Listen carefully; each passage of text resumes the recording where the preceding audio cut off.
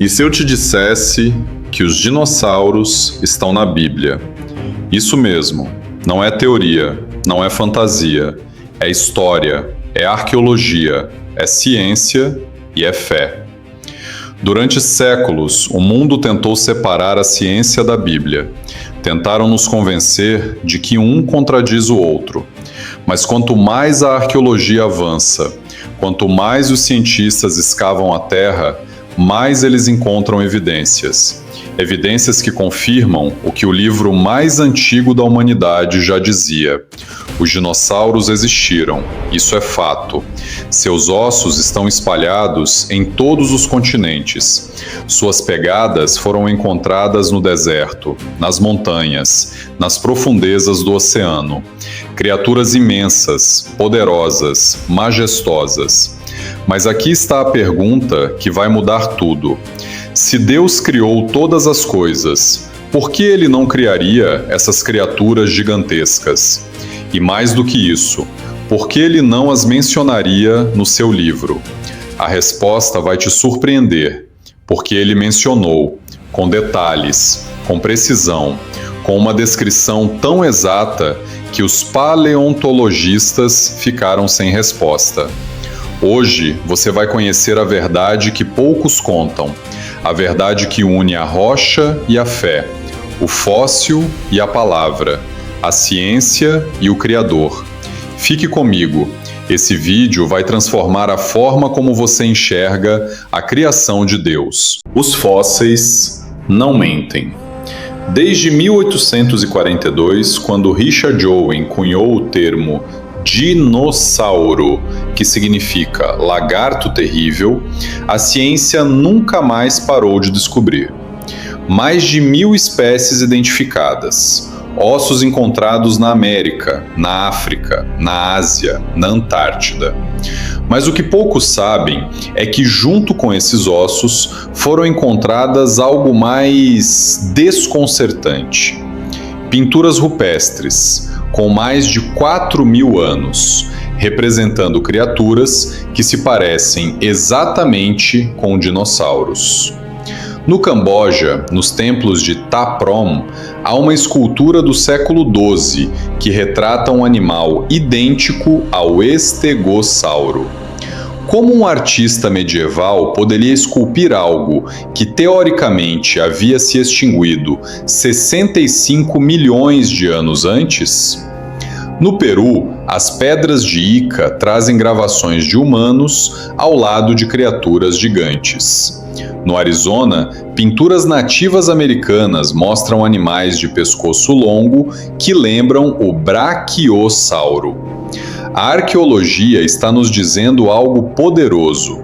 Talvez humanos e dinossauros tenham coexistido. E não para por aí. Em 2005, a paleontóloga Mary Schweitzer encontrou tecido mole preservado dentro de um osso de T-Rex. Tecido mole que não deveria existir após milhões de anos. Isso abalou as fundações da paleontologia moderna. A ciência está se abrindo para perguntas que só a fé consegue responder.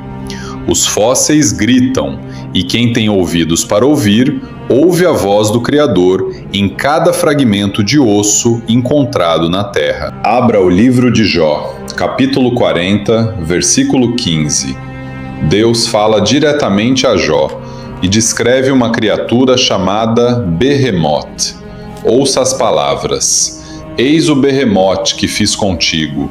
Come erva como o boi. A sua força está nos seus lombos, e o seu vigor nos músculos do seu ventre. Ele curva sua cauda, como um cedro. Um cedro, uma das árvores mais imponentes da criação. Isso não é um hipopótamo, não é um elefante. A cauda de um hipopótamo é pequena, fina, insignificante. Mas a cauda de um diplodocus, de um braquiossauro, essa sim poderia ser comparada a um cedro. No capítulo 41, Deus descreve o Leviatã, uma criatura do mar que lança fogo pelas narinas, com escamas como escudos, que faz o oceano ferver como uma panela, uma criatura que enche de terror qualquer homem que a contempla. Dragões marinhos, répteis gigantes dos oceanos. A ciência os chama de Mosasauró, Plesiosauró, Ictiosauró. A Bíblia os chamava de Leviatã. Deus não estava usando metáforas. Ele estava descrevendo criaturas reais, criaturas que ele mesmo formou, criaturas que habitaram esta terra e este oceano, e Deus as apresentou a Jó como prova do seu poder absoluto. Se ele criou o Behemoth, imagine o que mais ele é capaz de criar. Em 1990, no estado do Dakota do Sul, foi encontrado o maior esqueleto de T-Rex já descoberto. Chamaram-na de Sul, 40 dentes, cada um do tamanho de uma banana. Uma criatura de 6 toneladas que dominava tudo ao seu redor.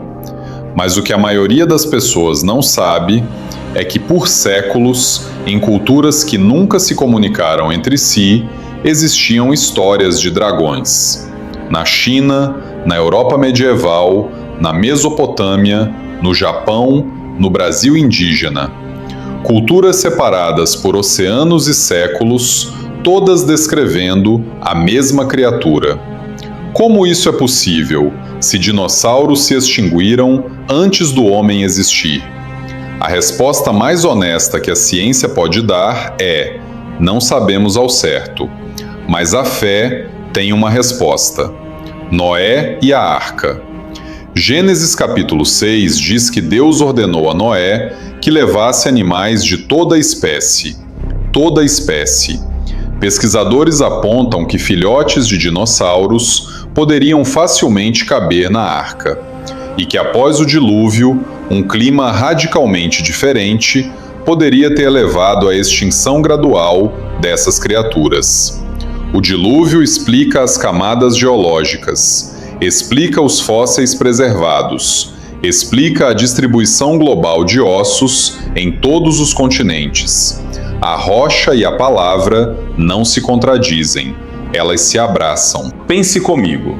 Se Deus criou o Behemoth, uma criatura tão grande que fazia a terra tremer a cada passo, o que isso nos diz sobre o tamanho do nosso Deus? Se ele criou o Leviatã, uma criatura que enchia de terror os mares, o que isso nos diz sobre o poder do nosso Deus? Os dinossauros não são um problema para a fé cristã. Eles são uma celebração da fé cristã.